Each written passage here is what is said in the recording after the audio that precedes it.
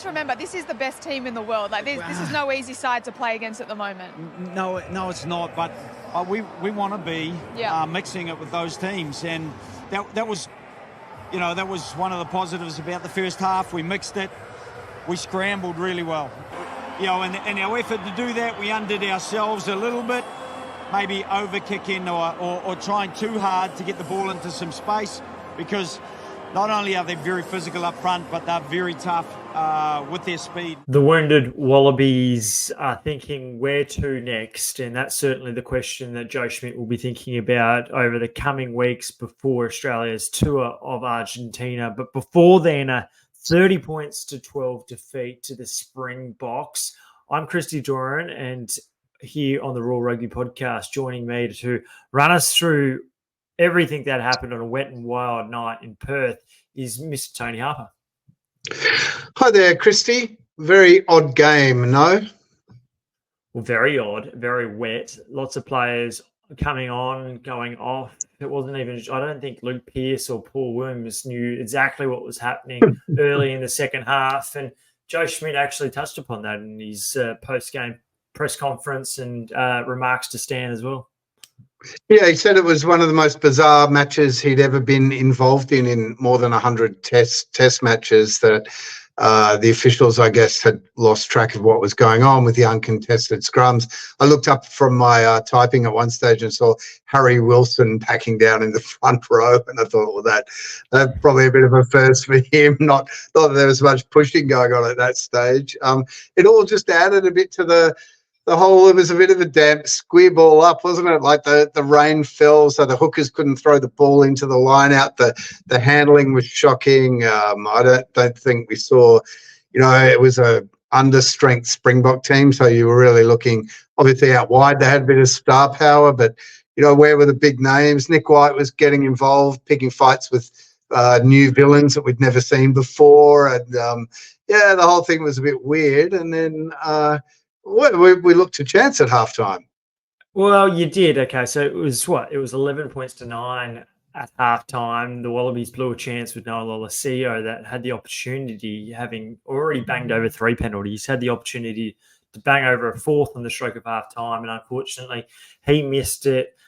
Probably poked at the kick a little bit, and you could just see and hear from Joe Schmidt's remarks that was a missed opportunity to take some momentum into the halftime, to give some confidence for a side that needs it off the back of the week prior's defeat in Brisbane. But you're right, Harps, it was a bit of a comedy of errors right the way throughout the night. And it wasn't just Terry Wilson, it was Angus Blythe once upon a time that wanted to put his head there. He would have been the tallest front rower to ever pack down. But fortunately, he was told to get his marching orders back to the second row where he belongs. But yeah, in the first 10 minutes alone, I saw both the Boks and the Wallabies marking up the opening kick restarts. We saw Sasha kick the ball out in the full. We saw Andrew Kellaway have a ball slip through his fingers. And then the Wallabies, believe it or not, win a scrum penalty against the Boks for being too cute. But then 2 minutes, 2 bomb tries in 2 minutes. And it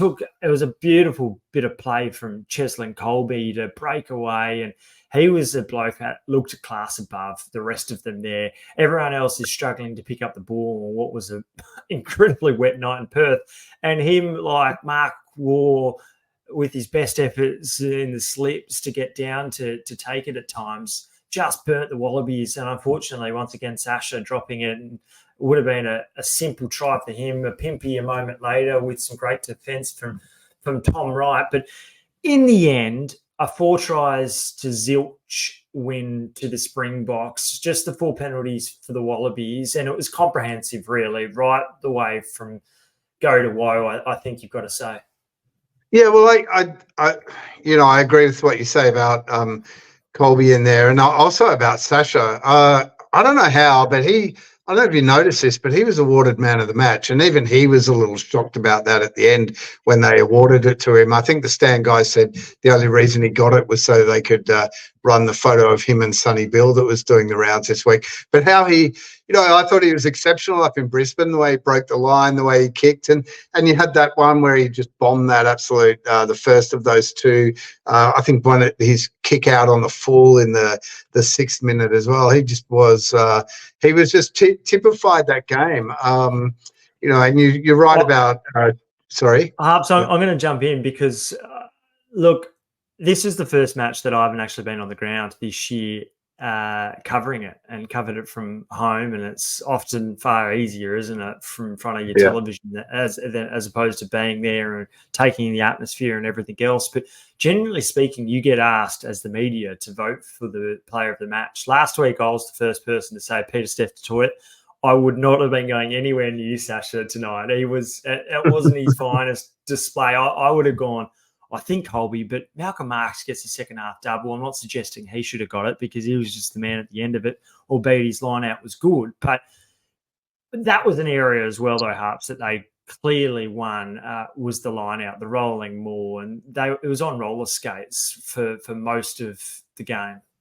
I think you're right, but it was when Marks came on. I do feel that the starting hooker had I think Justin Harrison called them the yips at one stage, and Josh Nasser not too good either. But you can completely understand that, considering the torrents of rain that were pouring down at times during that. I thought first half, Tom Wright really stood up in a couple of those moments with that try saver on Mapimpi after Noah's really poor clearing kick towards Kellaway, or not clearing kick. He was trying to pick Kellaway out on the right wing, got it all wrong. Again, indicative of the struggles that Noah has, that we might get into a bit more later. But Tom Wright coming up big time with the play there, and then he and Noah chopping down Colby a bit later in the half as well.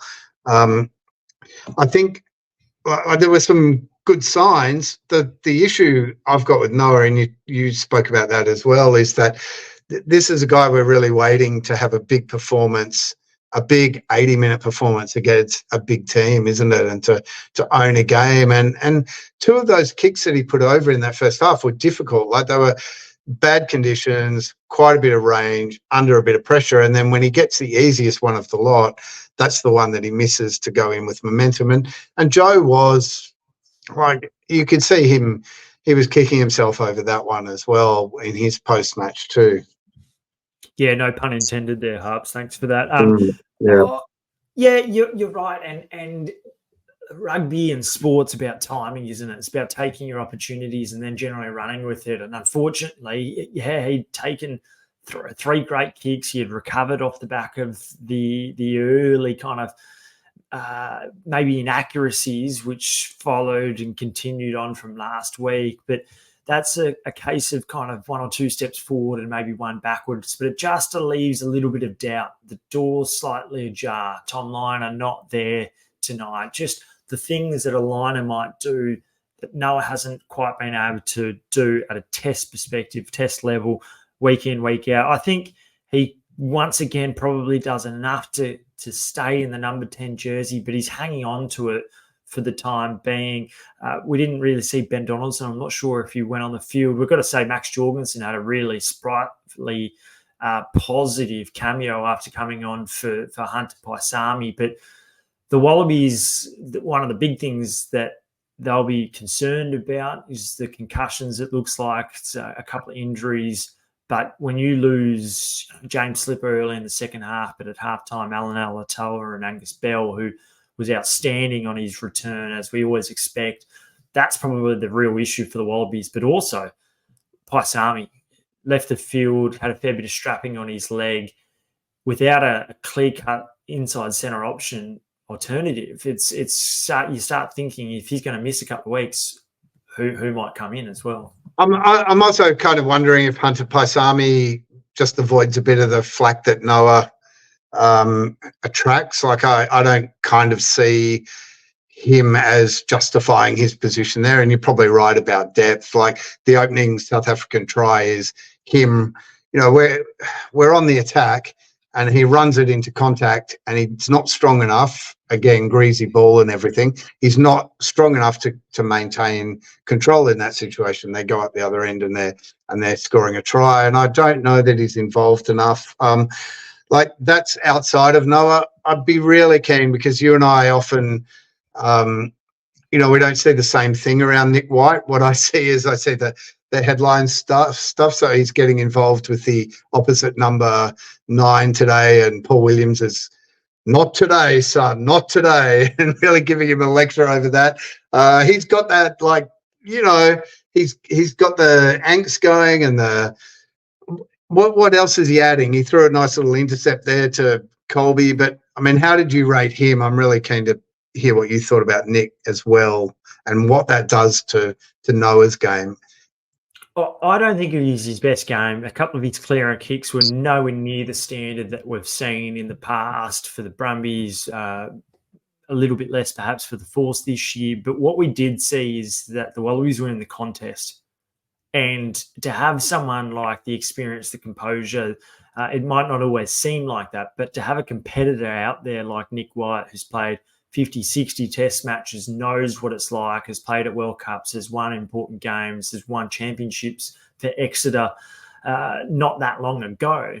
They're the sorts of things that you can build sides around. So even though he wasn't at the top of his craft, I think you've got to take into consideration the fact that the Wallabies were totally in that contest in the first half and should have been in front. That being said, if Jake Gordon's fit, I think he returns against Argentina. I just think that he's the sort of guy that Joe Schmidt really likes. So regardless of how wide he played tonight, I always thought that he'll probably return to Jake Gordon. We'll see in a couple of weeks' time, because Australia takes on Los Pumas on September 1, and we'll get into them and the All Blacks later on. But sticking with the Wallabies for now, it's a reasonable question and point you raise about Paisami, in the sense that, that was a big missed opportunity when you lose the ball, not so much in contact, but when you're presenting the ball at the base of the ruck and you're just not quite tight enough, the details are not there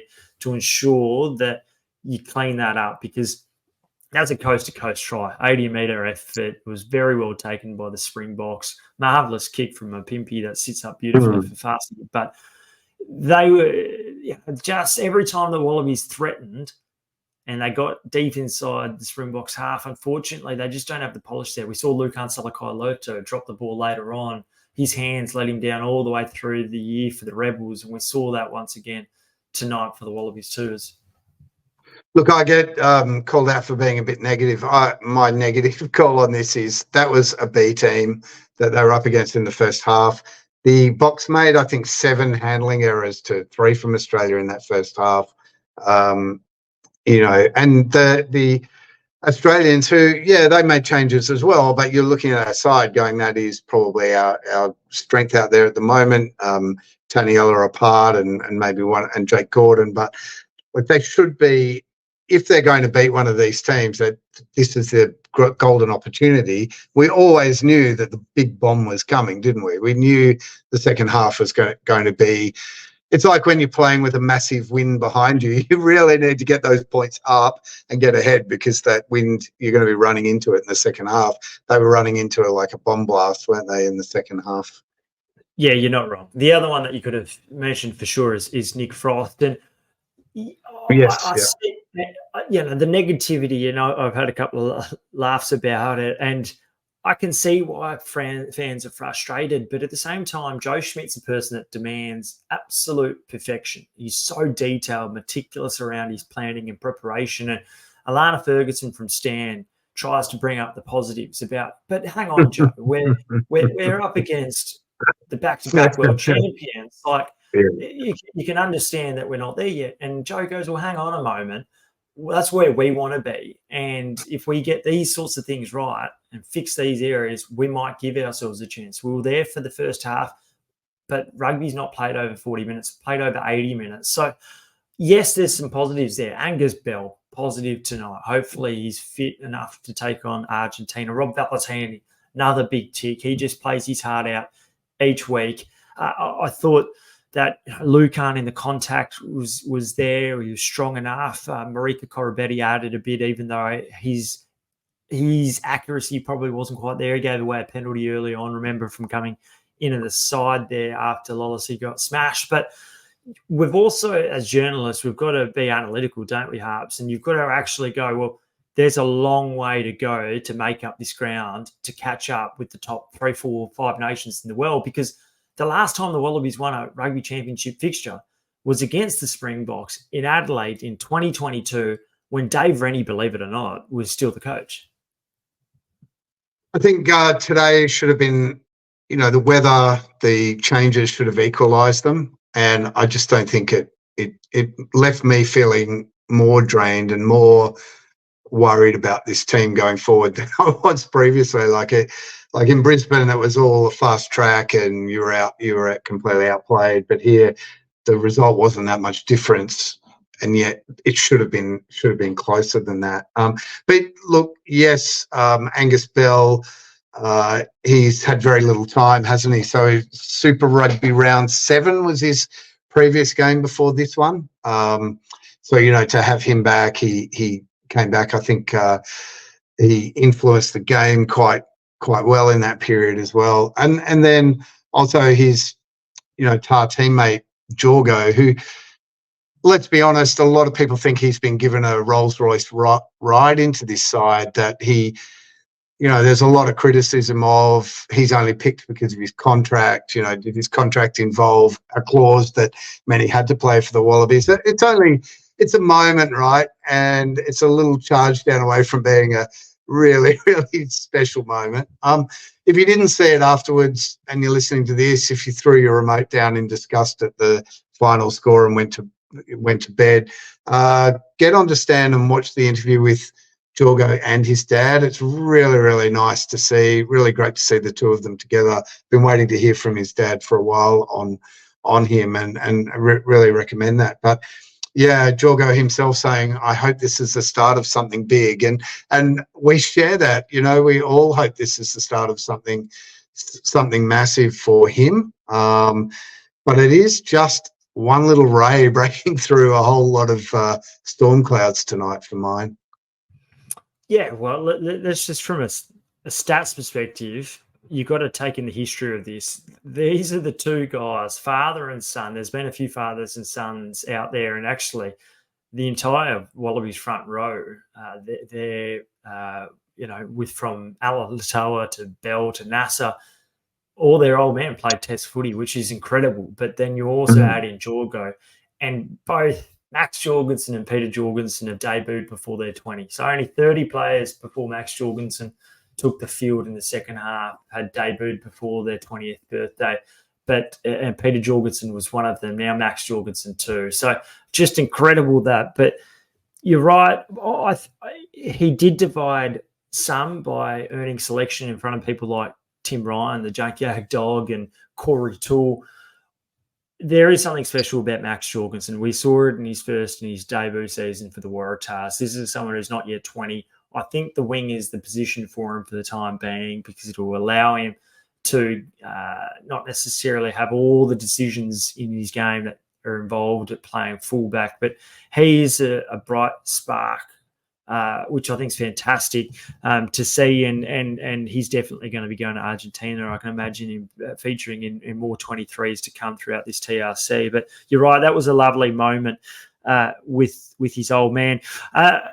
Was there anything else that caught your eye, or what do you think? I touched on him earlier, but that moment was also set up. Tom Wright, cute little crossfield kick. I really thought he was, he's another guy who just gets hammered for, some of his control under the high ball as well.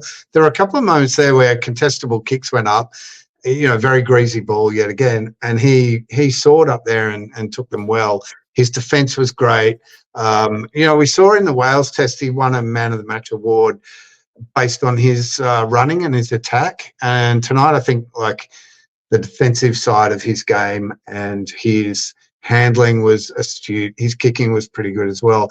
I really think that he is one guy who I think is massively underrated by a core part of the Australian rugby public, that we look at, a team that struggles against these big teams and we want villains all around the park. But I think he's one guy who's, he really impressed me again tonight. And I'm not sure what you felt about his game. I agree. I think his first 60 minutes was really top-notch quality stuff. The decision to run the ball back to pass to Marika Koroibete, who chipped, that of course led to that counter-attack from Cheslin Colby. But you're right about the little things that, those two defensive efforts to ensure that the Springboks don't score there. That's quality, and that's the minimum expectation. But it's also the thing that some players don't do. So quality, I agree, he's maligned. He's got a bit of Willie LaRue about him. He can ball play. He loves to take the line on. But he's someone I would be persisting with for the time being.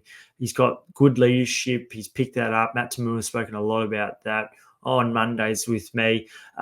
One thing that I would, and I think probably deserves being drawing attention to, was Jorgo had the opportunity to be freed up if Tom Wright manages to get some quick hands, and that's a left to right pass. It's the harder pass to do. Right to left, it just generally speaking is effortless for a player.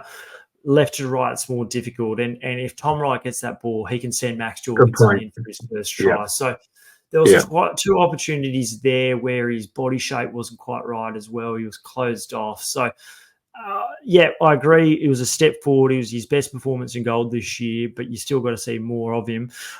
Look, last point I'm going to go with the Wallabies before we just briefly touch on the All Blacks. The Wallabies are going to have to obviously find some more faces for this trip to Argentina. I don't know if Will Skelton's going to be one of them, but really, it's about time. I think that Joe Schmidt and Rugby Australia start to come out and start to more clearly define what they're thinking from an overseas selection policy at the moment, because I just think that there's way too many players that had lines through them, and it was also because of financial reasons. People like Ned Hannigan, Lockie Swinton, Josh Kennedy.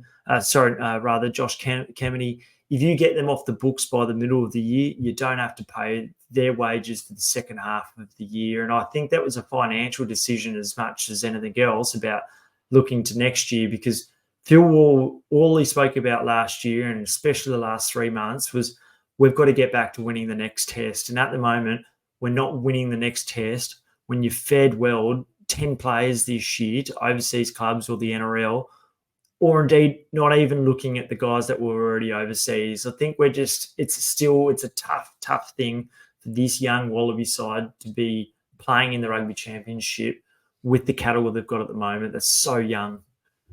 I'm not going to put myself up as a Joe whisperer here, but I will say that his press conference this week didn't sound...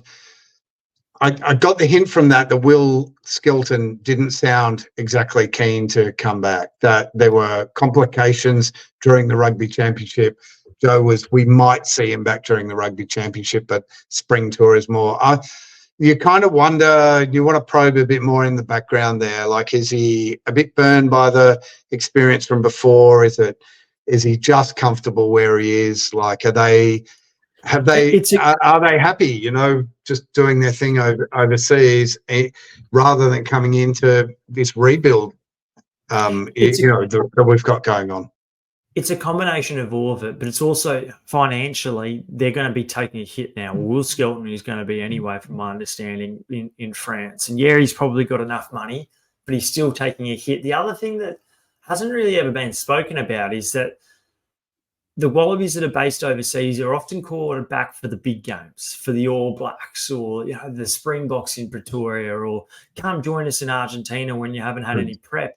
They're often in for hiding for nothing, and then they often get criticised more because they haven't been able to influence the Wallabies against the All Blacks, which very few Wallabies have in 2 decades. So, why did they get told, or why did they not get asked to come back, any of these players, by the way, for the Wales test? It's because Australia and Joe Schmidt thought that they would beat Wales. And yes, they did in the end, but it doesn't sound as rosy a picture when you come back and you're likely to lose. So I think that's a consideration in there at the moment too.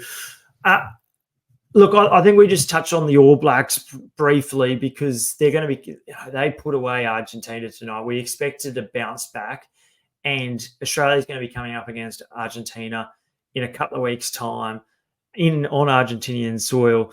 42-10 in the end, a pretty stark contrast, obviously, to last week's result in Wellington where it was 38-30. But this game was done and dusted by half time, wasn't it, Harps? It was all over. And I've got to say, I was out refereeing my second job today. So I only walked in at halftime, and I almost put the Netflix series I'm watching on instead because there was not a lot of at stake still left in that game. I wonder, do Argentina just have this thing where if they've won one, that's kind of mission accomplished? And does it help that they beat the All Blacks in game one, as far as we're concerned, travelling there? I'm really keen, like you've watched both of the All Blacks Argentina games, whether you think, I just wouldn't know how to predict or tip our 2-match tour to South America. How do you kind of see that unfolding? Because to me, the All Blacks did what the All Blacks do when a team drops its guard a little bit, right? They absolutely smashed them on the nose tonight. But like, do you feel that opens it up more for the Wallabies going there in a couple of weeks? I always thought the Wallabies would come away with one win on this Argentinian trip, and that was months ago. Argentina and Los Pumas are a rebuilding side, but they're an inconsistent side. They have been for years and years. They ride the highs and the lows, and we saw that 2 years ago, didn't we, with Dave Rennie? The Wallabies had a good first-up win, and then they got rattled. A few players got injured. And obviously Argentina bounced back to have a great second victory in that 2-match tour. So I still think a similar thing will happen. I think, though, we've got to win both. Otherwise, it's a wooden spoon, right? Because you're not seeing a win against the All Blacks, surely. Well, you're probably not. Well, what we saw about the All Blacks tonight was that they were their back line had their tails up. Behind front football, they've got a great scrum. People like, we saw Tamati Williams, the Aussie-born Tamati Williams, just have an absolute whale of a game at loose head prop. And fair play to him. It was great thinking about to France last year in the World Cup and speaking to him. But he was superb, and as was Tyrell Lomax. And that front row foundation is any international side that doesn't have that set in stone is going to struggle. And we saw that with the Wallabies tonight, and we saw it last week. If you've got a front row that dominates, you're halfway there. So you're right, it's going to be difficult against the All Blacks, and Will Jordan's back, and he just scores tries for fun. So, yeah, a double to him. We saw Beauden Barrett, Damien McKenzie cross for tries as well. Argentina. TJ Perenara, from what I saw, there was an offload for a try there, but he was someone he copped plenty during the week as well and seemed to respond super well. I think you've got to feel that they got a lot of criticism after the first game, and it was criticism they deserved. There was a bit of a honeymoon is over with Joe and with Razor last week, but they really got, it was like they were making a point, wasn't it?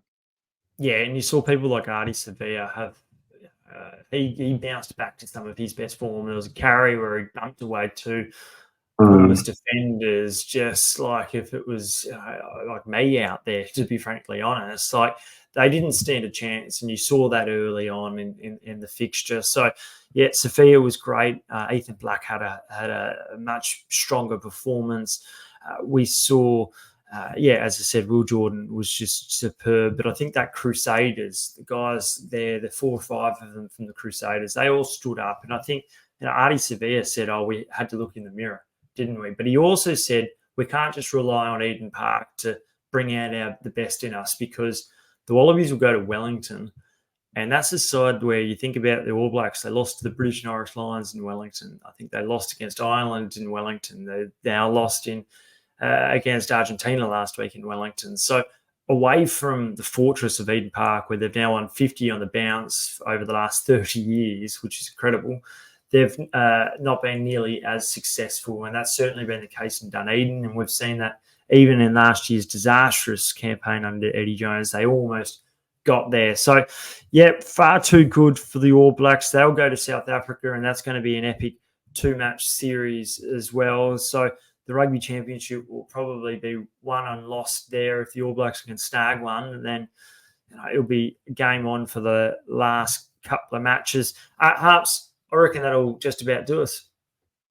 I think you're spot on there. We've just hit half an hour over, a game that probably didn't deserve half an hour. It's probably a 5-minute game in all reality. Well, Perth probably got enough rain in half an hour that they do for a couple of months. So a lot can be done in 30 minutes, let me tell you. Hey, I'll be back with Matt Tamua on Monday. It'll be in your ears on Tuesday. But until then, thanks for listening to the Raw Rugby Podcast.